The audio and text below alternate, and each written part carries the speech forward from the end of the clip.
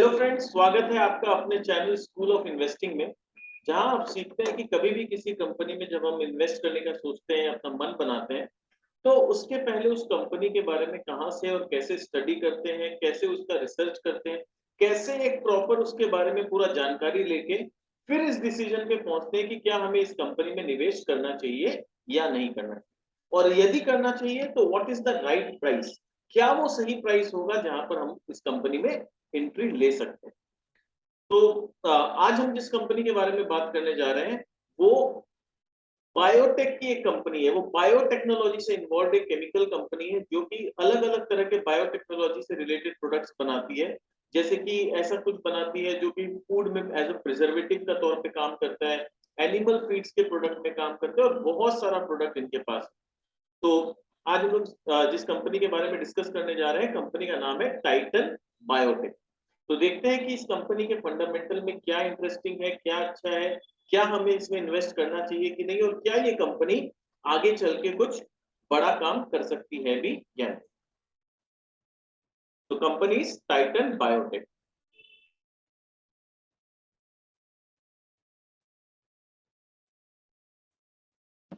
क्या करती है ये कंपनी, इसके बारे में अगर थोड़ा सा हम लोग पढ़ाई करें तो Titan biotech is a leading manufacturer and exporter of biological products.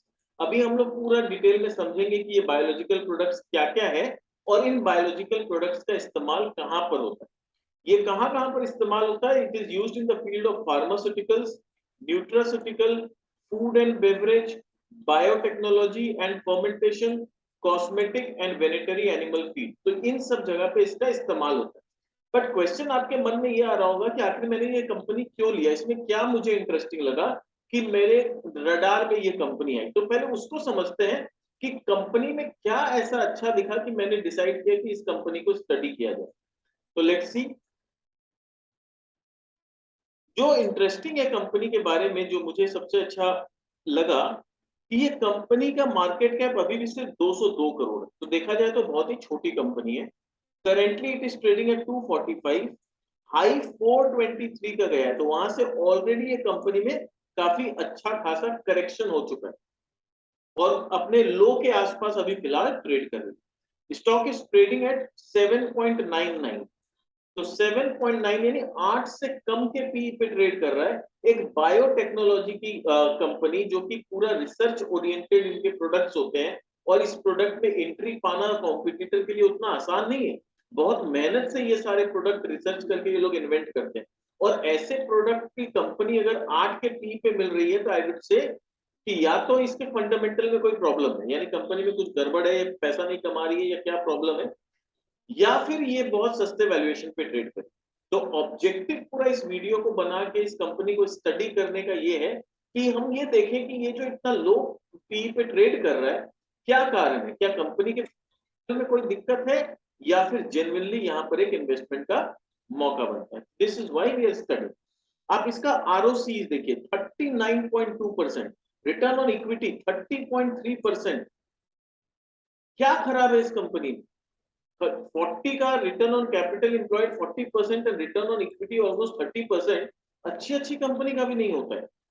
Number of share सिर्फ 83 लाख शेयर है कंपनी के पास। अगर और भी दूसरे वैल्यूएशंस को हम ट्रैक करें जो इंटरेस्टिंग हमें बना सकता है इस कंपनी को, तो हम लोग देखते हैं market cap to sales only 1.32, price to book 2.2 times almost. तो प्राइस टू बुक भी ठीक है, 2 times is not a very high valuation, 2 time भी ठीक है।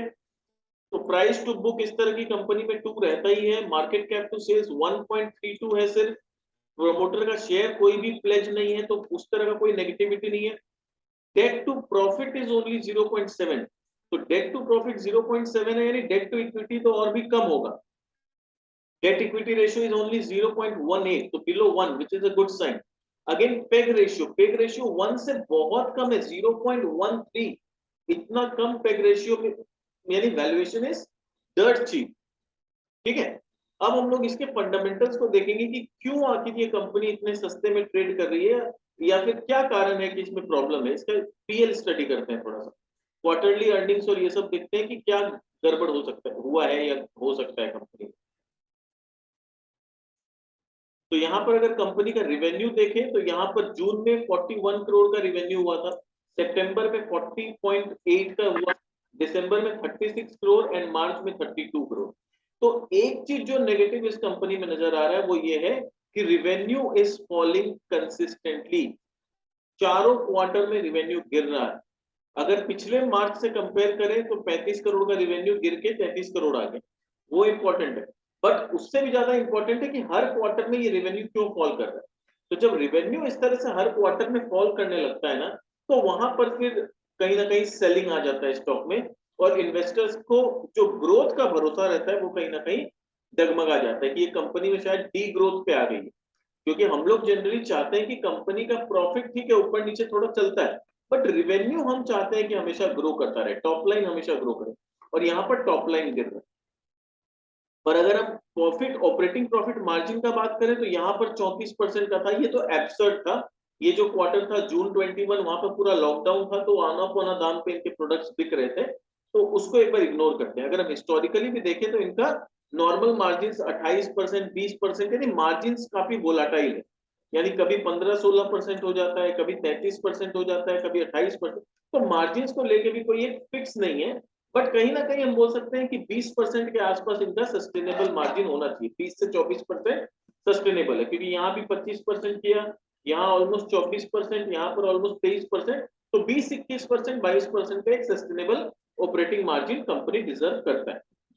इंटरेस्ट का ऐसा कोई खर्चा नहीं है, यानी डेट का ज्यादा प्रेशर नहीं है कंपनी में। और कंपनी इस क्वार्टर में 6 रुपया का क्वार्टरली अर्निंग दिया। अगर ईयरली देखें तो ऑलमोस्ट 4 क्वार्टर मिला के कंपनी 12, 7, 19, 10, 29, 30 रुपया के आसपास का earning company already yearly basis पे दे चुका है। ईयरली बेसिस का रिजल्ट भी हम लोग ट्रैक कर सकते हैं।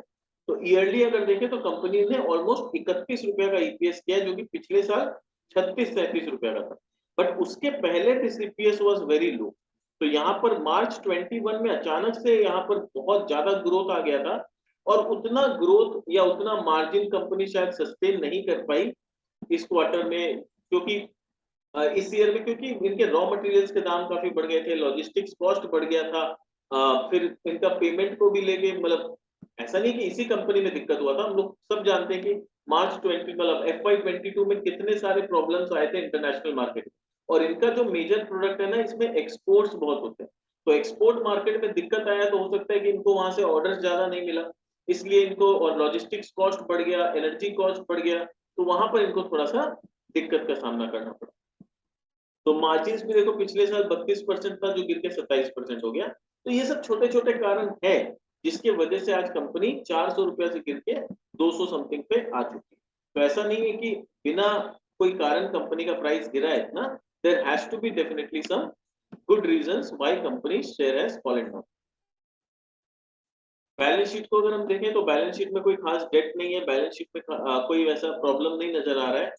असेट्स में देखें, इन्वेंट्रीज इनके थोड़े से बड़े हैं, डेटर्स भी इनका बड़ा है। तो रेवेन्यू बड़ा है तो उसके साथ साथ इन्वेंट्री और डेटर बड़ा है, तो इन्वेंट्री काफी बढ़ गया है। कैश इनके पास 15 करोड़ का कैश है, which is a good sign. तो बैलेंस शीट में भी कोई खास ज्यादा नेगेटिव नहीं दिखता है। Cash flow, operating cash flow 23 crore का है, 19 करोड़ इन्होंने केपेक्स में खर्चा किया है। ठीक है, 19 करोड़ पूरा पूरा इन्होंने फिक्स्ड एसेट यानी केपेक्स में खर्चा किया, अपना कैपेसिटी कंपनी बढ़ा रही है। तो which is a good sign कि कैपेसिटी बढ़ा रही है तो आगे बिक्री भी बढ़ेगी। तो ऑपरेटिंग कैश फ्लो पॉजिटिव है, तो विच इज गुड। इन्वेस्टर्स का बात करें तो 55%, 56% होल्डिंग ऑलमोस्ट प्रमोटर के पास है, और बाकी 44% पब्लिक के पास है। तो अभी तक फॉरेन इन्वेस्टर का या म्यूचुअल फंड इन्वेस्टर का इसमें एंट्री नहीं हुआ है। तो कहीं ना कहीं इसलिए नहीं हुआ है क्योंकि इसका मार्केट कैप बहुत छोटा है। 200 करोड़ का मार्केट कैप, जनरली उनका एक फिल्टर होता है कि 1000 करोड़ से कम का मार्केट कैप की कंपनी में म्यूचुअल फंड एंट्री नहीं लेता है। तो पर कहीं ना कहीं रिटेल इन्वेस्टर के लिए ये सबसे अच्छा मौका होता है, जब कंपनी इस तरह से छोटी होती है तो उस समय इन्वेस्ट करके आप शांति से बैठ जाओ। जब कंपनी बड़ी हो जाएगी, प्रॉफिट अच्छा करेगी, 1000 करोड़ का मार्केट कैप कर लेगी, तब म्यूचुअल फंड और F2 आके, फॉरेन इन्वेस्टर आके बाई करके उसको 1000 करोड़ से और ऊपर लेके जाएंगे। तो वहां पर हम लोग प्रॉफिट मल्टीप्लाई कर सकते हैं, but provided we have to be sure कि कंपनी का बिजनेस जेन्युइन है, कंपनी अच्छा पैसा कमाती है, और कंपनी आगे ग्रोथ पॉसिबल दिख रहा है कंपनी। तो मेरे को जो दो तीन चीज अच्छा लगा, return on capital employed is good, return on equity is good, 8 का पी इज डैम चीप, मतलब 8 का पी पे कंपनी अगर मिल रहा है तो अच्छा है, but I would wait for Q1 result, और मैं देखूंगा कि पिछले 3 या 4 क्वार्टर से रेवेन्यू गिरते आ रहा है, क्या इस क्वार्टर जो Q1 का रिजल्ट आने वाला है उसमें क्या रेवेन्यू में कोई बेटरमेंट दिख रहा है, क्या रेवेन्यू बढ़ता हुआ दिख रहा है, मार्जिन्स में कुछ इंप्रूवमेंट दिख रहा है कि नहीं, या फिर अगर वहां से भी और फॉल करता है तो कहीं ना कहीं कंपनी में कुछ जेन्युइन दिक्कत है कि पिछले 5 क्वार्टर से रेवेन्यू गिरते जा रहा है, मार्जिन गिरते जा रहा है, तो there has to be some genuine problem, तो I will try and stay away. ठीक है, बट स्टिल इस प्राइस पे ये कंपनी काफी अच्छी लग रही है फिलहाल, और अब ये टाइम है कि देखते हैं कि बिजनेस क्या करती है। तो कंपनी, जैसा मैंने बताया कि कंपनी क्या करती है, it's a leading manufacturer exporter of biological product, जिसका इस्तेमाल pharmaceutical, nutraceutical, food and beverage, biotechnology, fermentation और इस तरह की चीजों में होता है। प्रोडक्ट पोर्टफोलियो का बात करें तो काफी इंटरेस्टिंग प्रोडक्ट पोर्टफोलियो है कंपनी का। फूड इंग्रेडिएंट्स बनाती है, कोलेजन एंड प्रोटीन्स बनाती है, फार्मास्यूटिकल एंड न्यूट्रास्यूटिकल्स में है, एनिमल न्यूट्रिशन के प्रोडक्ट्स बनाती है, प्रोबायोटिक्स के प्रोडक्ट्स बनाती है, एग्रीकल्चरल प्रोडक्ट्स बनाती है। तो ऑलमोस्ट जिस जिस फील्ड के प्रोडक्ट कंपनी बनाती है वो सारे फील्ड में आगे चल के काफी अच्छा ग्रोथ है। रीजन बताता हूँ। फूड इंग्रेडिएंट्स मतलब फूड के कुछ प्रिजर्वेटिव्स बनाती है। कोलेजन एंड प्रोटीन, इसका भी क्या हो रहा है, दिन पे दिन जितना लोग जिम जा रहे हैं उतना प्रोटीन का डिमांड बढ़ रहा है, लोग चाहते हैं कि वो लोग उनके मसल्स अच्छे डेवलप हो, तो प्रोटीन का डिमांड बढ़ेगा। फार्मास्यूटिकल, भी ऑल नो, दवाई के बारे में कुछ बताना नहीं है। न्यूट्रास्यूटिकल्स का मतलब होता है कहीं ना कहीं फूड सप्लीमेंट। तो अभी हम देखेंगे काफी लोग क्या है जिनको प्रॉपर डाइट नहीं मिल पाता है किसी वजह से, वो लोग फूड सप्लीमेंट के ऊपर काफी रिलाई करते हैं। एनिमल न्यूट्रिशन, क्योंकि फूड का कमी होते जा रहा है, तो फूड का कमी होते जा रहा है तो हम लोग को एनिमल को प्रोटेक्ट करना है, एनिमल का प्रोडक्टिविटी बढ़ाना है, उनको स्ट्रांग बनाना है। सपोज कि अगर हम लोग को मिल्क चाहिए तो गाय का अगर हेल्थ अच्छा होगा तभी उसको वो मिल्क भी अच्छा दे पाएगा। तो उसलिए एनिमल न्यूट्रिशन के लिए काफी प्रोडक्ट यूज होते हैं जो एनिमल्स के, कैटल के हेल्थ को अच्छा करके रखते हैं। प्रोबायोटिक्स का डिमांड बढ़ते जा रहा है क्योंकि माइक्रो ऑर्गेनिज्म से फूड में काफी माइक्रो ऑर्गेनिजम्स का छोटा छोटा रोल होता है, तो उनके उनका प्रोडक्शन को मल्टीप्लाई करने के लिए इन प्रोडक्ट्स का इस्तेमाल होता है। डिटेल में समझते हैं क्या है।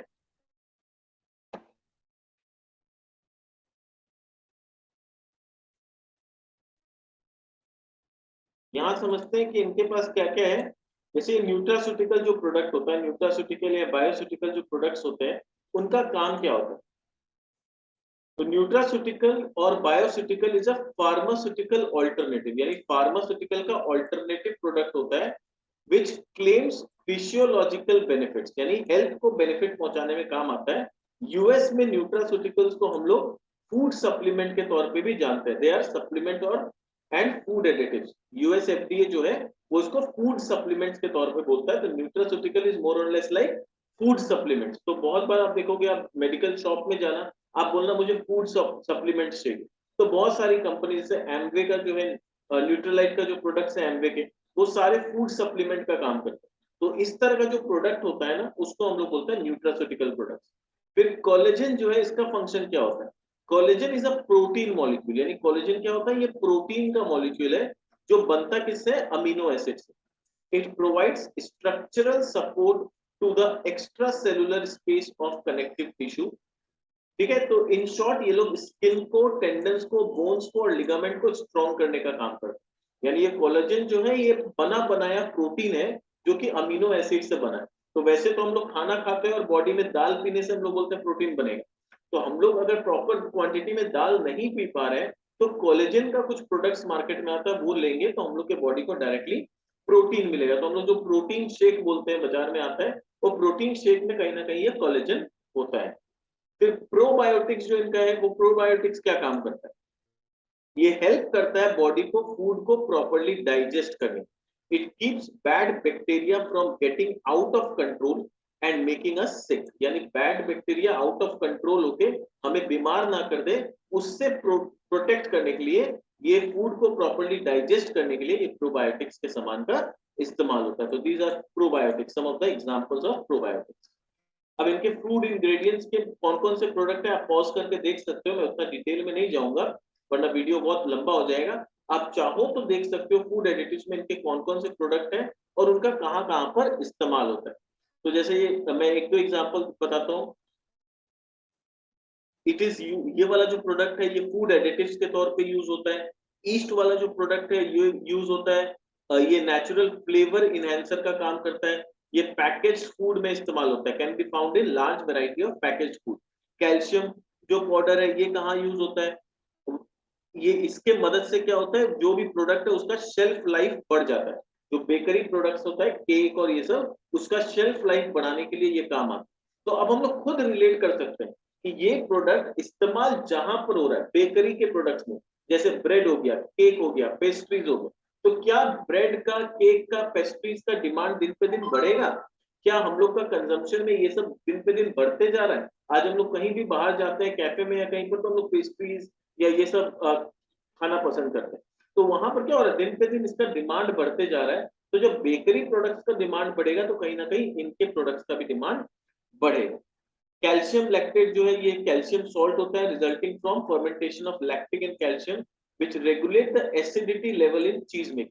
तो चीज बनाने में इस एसिडिटी लेवल को कंट्रोल करने में इसका यूज होता है। तो अब देखो हम लोग कहीं भी पिज्जा खाने जाते हैं तो हम लोग को एक्स्ट्रा चीज चाहिए। तो दिन पे दिन चीज का जो कंजम्पशन है ये बढ़ते जा रहा है। तो चीज का कंजम्पशन बढ़ेगा तो कैल्शियम लैक्टेट जैसे प्रोडक्ट का रिक्वायरमेंट बढ़ेगा। तो कहीं ना कहीं हम लोग को जब भी हम रिसर्च करते हैं ना, तो इस तरह की कंपनी को हम लोग को, क्योंकि ये जो प्रोडक्ट होता है हम लोग को बाजार में डायरेक्टली नहीं मिलता, ये प्रोडक्ट कहीं ना कहीं इस्तेमाल होता है और जिसमें इस्तेमाल होता है वो हम लोग जाके बाजार से खरीदते हैं। तो हम लोग को कनेक्ट करना आना चाहिए कि जो प्रोडक्ट में ये इस्तेमाल हो रहे हैं उसका मार्केट में क्या डिमांड है, उसका मार्केट में क्या फ्यूचर है। That is something we need to analyse. Collagen और प्रोटीन, इतने सारे इनके कोलेजन और प्रोटीन के प्रोडक्ट्स है। ब्राउन राइस प्रोटीन है, पी प्रोटीन आइसोलेट है, फिश कोलेजन है, टाइटाजन कोलेजन है। तो ये सारा हम लोग, आप चाहो तो इसको वीडियो को एक बार पॉज करके आराम से पढ़ सकते हो कि ये कहाँ कहाँ पर इस्तेमाल होता है। ये वे प्रोटीन, ये बहुत इंपॉर्टेंट प्रोडक्ट है, इसका डिमांड दिन पे दिन बढ़ते जा रहा है। तो इसको मैं खाली डिटेल में समझाता हूँ। Whey is used as a protein supplement which is useful for hitting daily protein goals. यानी हमारे बॉडी को जितना डेली प्रोटीन चाहिए उसको फुलफिल करने के लिए वे प्रोटीन का डिमांड दिन पे दिन बढ़ते जा रहा है। It is absorb faster than other forms of protein. और दूसरा फॉर्म ऑफ प्रोटीन से ज्यादा फास्ट ये एब्सॉर्ब होता है बॉडी में। इससे मसल्स का मास बढ़ता है, वेट लॉस होता है और एक्टिव और हेल्दी लाइफस्टाइल मेंटेन करने में मदद करता है। तो इसका डिमांड हम लोग देखेंगे दिन पे दिन बढ़ रहा है, तो विच इज ऑल्सो गुड। फिर ये पी का प्रोटीन होता है, ब्राउन राइस से बहुत सारा प्रोटीन मिलता है, तो ये सारे प्रोडक्ट ये लोग बनाते हैं। फार्मास्यूटिकल एंड न्यूट्रास्यूटिकल्स में हम लोग देख सकते हैं। तो न्यूट्रास्यूटिकल्स में इनके कौन कौन से प्रोडक्ट हैं, कोलेजन पेप्टाइड्स वे प्रोटीन में इस्तेमाल होता है, सोडियम कैसेटाइन, ये सारे प्रोडक्ट इनके पास। फार्मास्यूटिकल्स में ये टैबलेट, सिरप और कैप्सूल्स में इस तरह के प्रोडक्ट यूज होता है। ये ऑक्स बाइल एक्सट्रैक्ट जो है ये बहुत इनका पॉपुलर प्रोडक्ट है जो काफी बिकता है। Peptone is a very popular product for this company. Peptone offered by us is suitable for preparation of microbiological culture media. यानी कल्चर मीडिया क्या होता है अभी समझेंगे तब समझ में आएगा कि कल्चर मीडिया के प्रोडक्ट को बनाने के लिए पेप्टोन का इस्तेमाल होता है।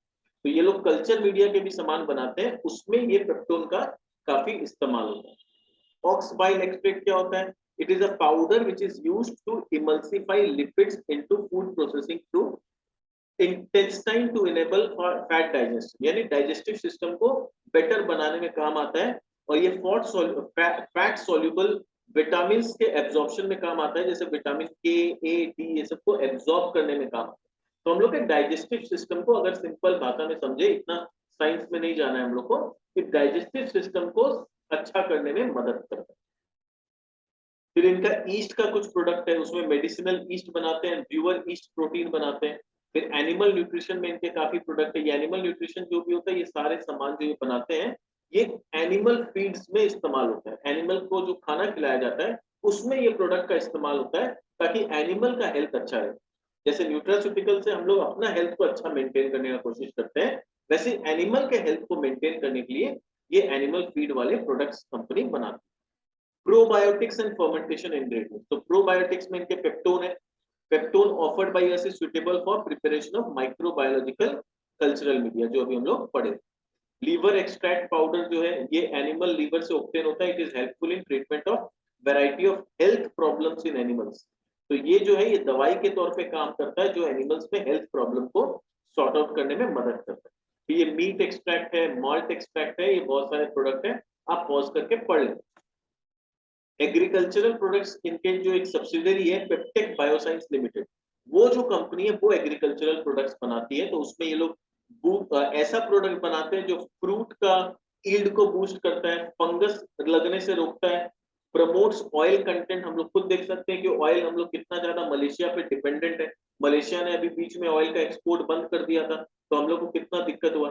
तो यहाँ पर अब गवर्नमेंट चाह रही है कि हम लोग ऑयल सीड्स का खेती यहाँ पर करें, ऑयल सीड्स का खेती से ऑयल का प्रोसेसिंग इंडिया में करें, ताकि हम लोग इंपोर्ट पे बहुत ज्यादा डिपेंडेंट ना रहे। तो उसमें इस तरह के प्रोडक्ट का डिमांड आगे चल के काफी बढ़ने वाला है, जो कि ऑयल के कंटेंट को बढ़ाने में मदद करता है। फिर रूट को हेल्दी रखने में मदद करता है ये जो प्रोडक्ट है इनका। तो ये सारे प्रोडक्ट हम लोग देख सकते हैं, काफी इंटरेस्टिंग प्रोडक्ट है, जिनका डिमांड आगे इंडिया में काफी बढ़ सकता है, क्योंकि हम लोग को एग्रीकल्चरल पे काफी फोकस करना है। अभी यूक्रेन का जब वार हुआ, यूक्रेन से एग्रीकल्चरल प्रोडक्ट्स का एक्सपोर्ट बंद हो गया। हम लोगों ने देखा कि यूरोप में कितना दिक्कत आया, इंडिया के पास इतना सारा गेहूं का और ये सब का एक्सपोर्ट ऑर्डर आया कि अल्टीमेटली गवर्नमेंट को बोलना पड़ा कि हम एक्सपोर्ट नहीं करेंगे, वरना हमारे देश में खाने का प्रॉब्लम हो जाएगा।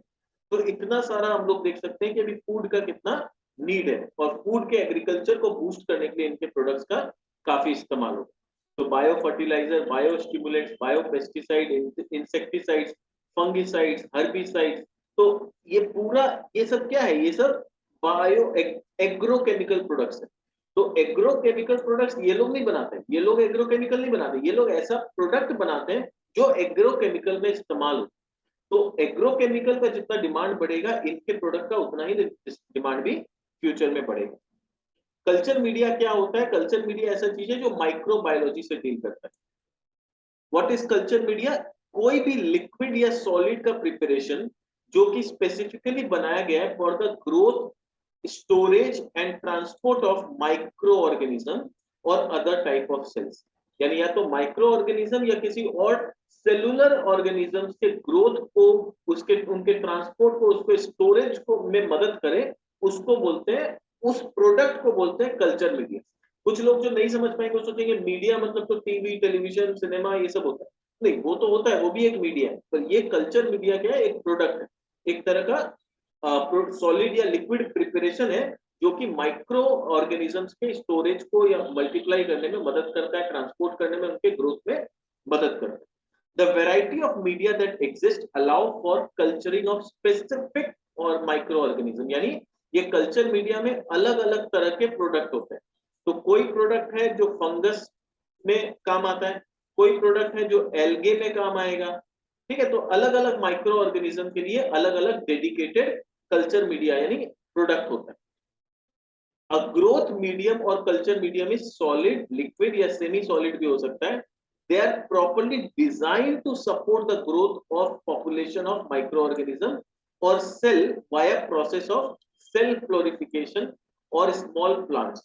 यानी या तो स्मॉल प्लांट्स के, या तो सेल के, या तो माइक्रो ऑर्गेनिज्म के ग्रोथ को सपोर्ट करता है, और ये डेडिकेटेड होता है। ये पर्टिकुलर प्रोडक्ट डिजाइन किया जाता है किसी पर्टिकुलर माइक्रो ऑर्गेनिज्म के लिए, जैसा मैंने यहाँ पर बताया कि फंगस के लिए, एल्गे के लिए, बैक्टीरिया के लिए, कोई बैक्टीरिया के लिए काम करता है। तो ये तीन प्रोडक्ट तीन अलग अलग माइक्रो ऑर्गेनिज्म के लिए स्पेसिफिकली डिजाइन किया जाता है, यानी कस्टमाइज्ड प्रोडक्ट होता है।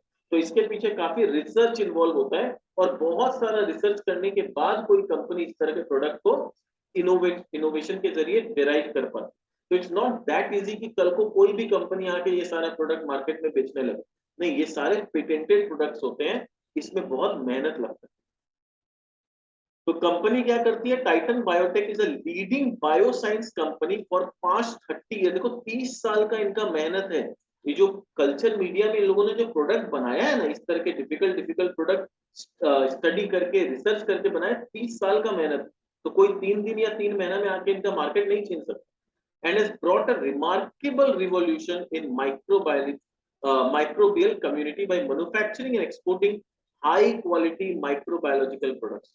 तो हाई क्वालिटी माइक्रोबायोलॉजिकल प्रोडक्ट्स ये लोग बेचते हैं, और ये इनके पास कैसे? This is made from extensive research and recent advances. तो काफी एक्सटेंसिव रिसर्च करने के बाद ये प्रोडक्ट बनता है। कोई भी किसी और कॉम्पिटिटर के लिए इसमें एंट्री लेना बहुत आसान नहीं है। Titan biotech is one stop destination for all types of microbial product. तो इनके पास बहुत सारा प्रोडक्ट है, कहीं ना कहीं इनके पास 2500 से ज्यादा प्रोडक्ट्स कंपनी के पास है, if I am not wrong. वो एक बार हम लोग वेरीफाई कर लेंगे। तो जहां तक मेरे को याद है 2500 से ज्यादा प्रोडक्ट है। ऐसा नहीं कि खाली कल्चरल मीडिया में, सारा जितना एग्रीकल्चर, फार्मा, बायोटेक्नोलॉजी, जितना भी अभी तक हम लोग पढ़े हैं, ठीक है, प्रोबायोटिक, सब कुछ मिला के इनके पास 2500 से ज्यादा प्रोडक्ट है। अब रोल ऑफ कल्चर मीडिया का माइक्रोबायोलॉजी में क्या रोल होता है? तो microbial culture medium is a mixture of substance that promotes and supports the growth and differentiation of microorganism। तो माइक्रो ऑर्गेनिज्म के को सपोर्ट करना, उसके प्रमोट मतलब उसके ग्रोथ को सपोर्ट करना, ये काम होता है कल्चर मीडिया। ऑनलाइन भी कंपनी अपना बहुत सारा प्रोडक्ट लॉन्च कर रही है और ऑनलाइन भी अपने प्रोडक्ट्स को बेच रही है। ये स्क्रीनशॉट मैंने लिया है जहां पर इनका एक वेबसाइट है, जहां पर ये लोग, अब पहले ये लोग B2B हुआ करते थे, ये लोग खाली ऐसा प्रोडक्ट बनाते थे जो दूसरे बिजनेसमैन को ये बेचते थे और दूसरा बिजनेसमैन फिनिश गुड्स बना के मार्केट में ऊंचे दाम पे बेचता था।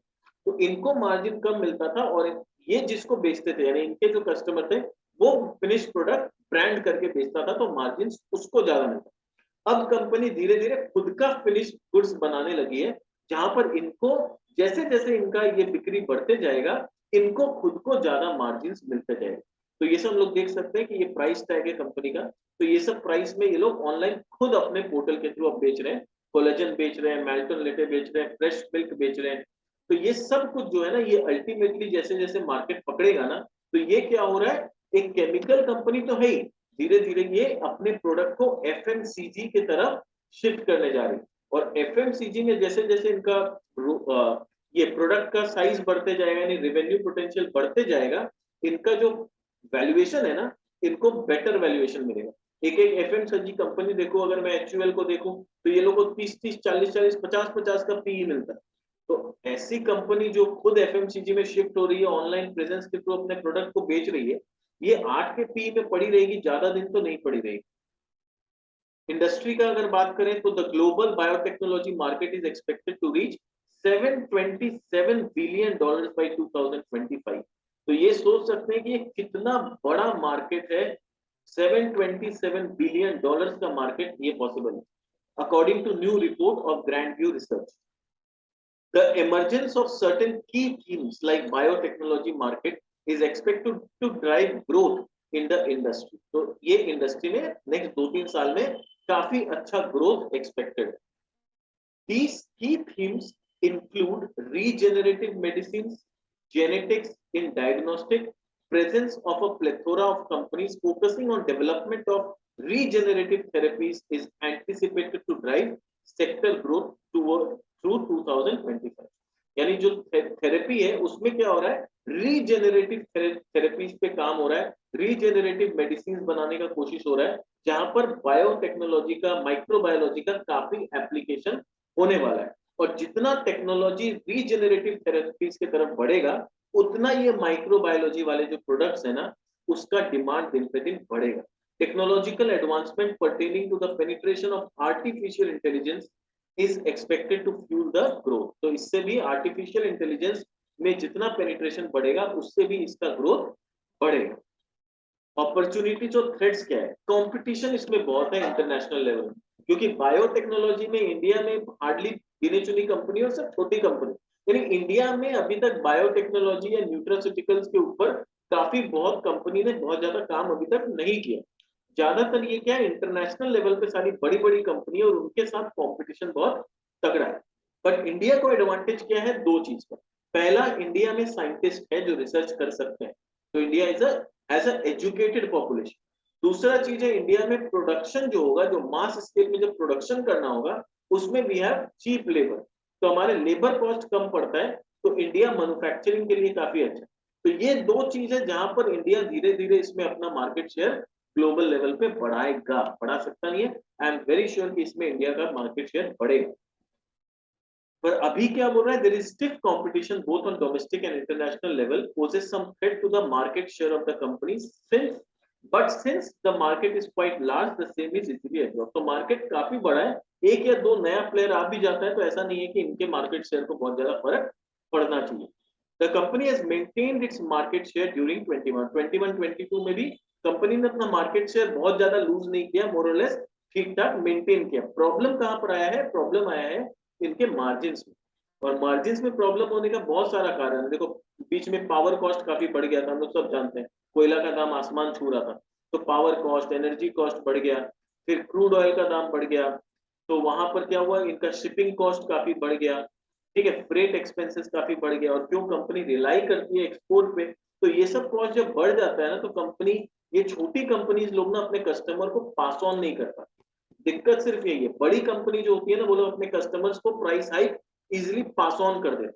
छोटी कंपनी के पास बार्गेनिंग पावर कम होता है, तो ये लोग इजीली पास ऑन नहीं कर पाते, तो इनको कहीं ना कहीं थोड़ा सा अपने मार्जिन को सैक्रिफाइस करना पड़ता है, वरना क्या होगा, बड़ी कंपनी के सामने ये लोग टिक नहीं पाए। आप कॉमन सेंस से लगाओ ना, एक बड़ा दुकानदार एक छोटा दुकानदार में क्या डिफरेंस है? बड़ा दुकानदार अपना ब्रांड क्रिएट करके ज्यादा प्राइस चार्ज कर लेता है, बट छोटा दुकानदार जो होता है उसको कहीं ना कहीं कंपटीशन के सामने थोड़ा सा झुकना पड़ता है, तो ऐसी छोटी कंपनी के साथ मार्जिन में थोड़ा सा प्रेशर रहता है। New technology development and new product development do take place, and updating in terms of technology and quality is need of the hour। यानी मैनेजमेंट को क्या करना है, इनको नए नए प्रोडक्ट डेवलप करते रहने होंगे, और जितना नया टेक्नोलॉजी और नया प्रोडक्ट ये डेवलप करेंगे, उतना इनका दिन पे दिन मार्केट शेयर बढ़ेगा और टॉप लाइन भी इनका बढ़ेगा। और मैनेजमेंट इसमें सक्षम है, मैनेजमेंट ने काफी किया भी है। इन लोगों ने अभी तक कुछ भी नहीं तो 2500 प्रोडक्ट अगर मार्केट में निकाल दिए हैं, तो डेफिनेटली ये लोग हर क्वार्टर या हर साल बहुत सारे नए नए प्रोडक्ट्स डेवलप करते हैं। आउटलुक क्या है फ्यूचर को लेके? The outlook of biotechnology sector is quite good in last year and continues to be good present. Biotech is almost one of the sectors which have highlighted the profile of country in last year. तो biotechnology में काफी country में, India में develop हुआ है पिछले 10 सालों में। At the beginning of the decade itself, it began to take shape with the sprouting dozens of startup। ये सब का जरूरत नहीं है, तो मेन चीज अपने को ये समझना है कि आउटलुक काफी पॉजिटिव है। 10 साल में इंडिया में काफी ग्रोथ हुआ है, और आने वाला 10 साल में और भी काफी बायोटेक्नोलॉजी में डेवलपमेंट होगा। अब वैल्यूएशंस का बात करूं, तो मैंने ऑलरेडी आपको दिखाया कि किस तरह से 8 के पीई पे ट्रेड कर रही है, peg ratio is less than 1, तो वो नॉर्मल वैल्यूएशन सब कुछ अच्छा है। अब आता है कि मेरे को जो लगता है कि जितना इनका टॉप लाइन ग्रो करेगा, क्या मार्जिन कंपनी कर सकती है, उसके हिसाब से क्या वैल्यूएशन पोटेंशियल है कंपनी। तो अगर कंपनी बुल फेज में काम करती है, तो बुल फेज अगर चलता है और सब कुछ एकदम परफेक्टली चलता है, तो इनका करंट रेवेन्यू 153 करोड़ का है। आई एम एक्सपेक्टिंग कि कुछ भी नहीं तो 15% का टॉप लाइन ग्रोथ पूरे साल में होना चाहिए। मैंने बहुत ज्यादा बड़ा टॉप लाइन ग्रोथ भी नहीं लिया, 15% बुल फेज में हो सकता है, which is not a big deal. तो वहां पर इनको अगर 27% का मार्जिन मिलता है, नॉर्मली इनका मार्जिन सस्टेनेबल कितना है, 23-24% के आसपास है, पर बुल फेज में ये 33-34% भी चला जाता है। मैंने यहाँ पर फिर भी 27% किया, तो वहां पर क्या होता है, इनका डेट सिर्फ 1818 करोड़ का है, तो इनका प्राइस जो आता है निकल के, वो 436 रुपया का वैल्यूएशन आता है। अगर कंपनी में नेक्स्ट एक साल जो FY23 पूरा है, उसमें एक बुल फेज में रन हुआ, मार्जिन इनको ठीक ठाक मिलने लगे, इनका टॉप लाइन ठीक ठाक 15% से ही ग्रो किया, तो भी ये कंपनी का जेन्युइन वैल्यूएशन 436 रुपया हो सकता है। नाउ अगर नॉर्मल फेज में चला, तो नॉर्मल फेज में आई एम एक्सपेक्टिंग कि ज्यादा नहीं, कम से कम 12% का टॉप लाइन ग्रोथ कंपनी कर सकती है। इबिटा मार्जिन जो इनका 23-24% के आसपास रहता है, उतना कंपनी कर लेगी, तो उसके हिसाब से इसका जो प्राइस का टारगेट आ रहा है 275-76 रुपया के आसपास आ रहा है, and currently company is trading around 244। ठीक है, और अगर बियर फेज में चला जाता है, मान लो कि इनको ऑर्डर्स नहीं आ रहे हैं, फिर से वो लॉकडाउन जैसा कुछ सिचुएशन बन गया, फिर से ये एक्सपोर्ट बंद हो गया, फिर से दिक्कत आ गया, तो अगर 10% का ही सिर्फ टॉप लाइन ग्रोथ होता है कंपनी में, एंड नॉर्मल 21% का मार्जिन कंपनी करती है, तो इनका वैल्यूएशन जो आता है 148 से 150 के रेंज में आता है। यानी ये कंपनी बियर फेज में अगर जाता है तो 150 तक नीचे गिर सकता है। अब आता है टेक्निकल, अगर मैं देखूं थोड़ा सा, कि ये तो मेरा वैल्यूएशन है कि बुल फेज में क्या हो सकता है, नॉर्मल सर्कमस्टेंसेज में क्या है, और बियर फेज में कहां तक गिर सकता है। टेक्निकली अगर हम थोड़ा सा कंपनी को देखें कि टेक्निकली कंपनी कहां, क्या इनका चार्ट दिखा रहा है, तो कंपनी में इंटरेस्टिंग ये है कि ये अभी अपना 250 डीएमए और 200 डीएमए के नीचे ट्रेड कर रही थी। अभी एक दो दिन पहले इसने अपना 50 डीएमए क्रॉस किया, तो which is a good sign कि यहाँ 50 डीएमए को क्रॉस करके कंपनी ऊपर गई है, तो यहाँ से एक बाइंग आ सकता है। और बट देखना है कि यहाँ पर वॉल्यूम्स बहुत ज्यादा नहीं है। तो यहाँ शेयर का प्राइस तो बढ़ा है बट बहुत ज्यादा वॉल्यूम नहीं हुआ है कंपनी में। तो वॉल्यूम्स में अभी अभी भी यानी इसका मतलब अट्रैक्शन कंपनी में थोड़ा कम है। अभी तक लोगों ने इस कंपनी को ठीक से फिगर आउट नहीं किया। तो बहुत ज्यादा मार्केट में इसका अवेयरनेस नहीं। But as a value investor हमें तभी मार्केट में एंट्री लेना चाहिए जब बहुत ज्यादा लोग इसको ट्रैक नहीं कर रहे हैं, जब लोगों को इस तरह की कंपनी के बारे में ज्यादा पता नहीं है। तभी तो समय है कि आप इसमें इन्वेस्ट कर सकते हो, ताकि जब तक लोगों को पता चले ना, तब तक प्राइस क्या का क्या हो चुका हो। ठीक है, तो अब इसको क्रॉस करके ऐसा लग रहा है कि कंपनी एक अच्छा दोबारा से अपना टारगेट में पहुंच सकती है। नीचे तो काफी गिर गया था, 220 रुपया तक आ गया था, अभी तो ये प्राइस 240 के आसपास। तो अगर करेक्शन आता है फिर से 200 के रेंज में अगर मिलता है, तो हम लोग वहां से थोड़ा थोड़ा एक्यूमुलेट करना चालू कर सकते हैं, अगर आपको ये कंपनी अच्छी लगती है। बट अगेन मेरे तरफ से ये किसी भी तरह का कोई रिकमेंडेशन नहीं है। I am not a SEBI registered analyst. ये चैनल में मेरा ये समझाने का सिंपल सा ऑब्जेक्टिव आपको यही है कि किसी भी कंपनी में जब आप इन्वेस्टमेंट करने का मन बनाए या इन्वेस्टमेंट करने के बारे में सोचे भी, तो उसके पहले आप प्रॉपर्ली उस कंपनी को स्टडी करें, ताकि आपको पता तो रहे कि ये कंपनी क्या बिजनेस करती है, इसमें क्या रिस्क पॉसिबल है, और हमें क्या चीजों को अवॉइड करना है। वरना क्या होगा कि हम लोग अपने पैसे को गलत कंपनी में अगर हम लोग लगा देंगे, तो वहां पर हम लोग को काफी भारी नुकसान हो सकता है इस कंपनी।